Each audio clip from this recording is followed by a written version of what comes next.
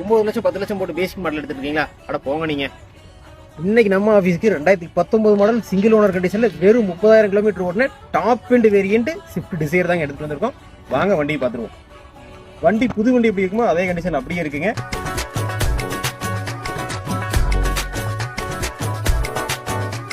Brand new tyre போட்டிருக்காங்க. 4 டயருமே புது டயருங்க.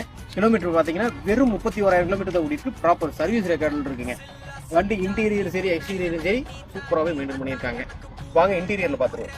இந்த வண்டியில பாத்தீங்கன்னா 1.2 லிட்டர் பெட்ரோல் இன்ஜினுங்க. இன்டீரியர்ல பார்த்தோம்னா லெதர் சீட் கவர் போட்டிருக்காங்க, ஃப்ளோர் மேட் போட்டிருக்காங்க, ஸ்டீரிங் மவுண்ட் கண்ட்ரோல் வந்துருங்க.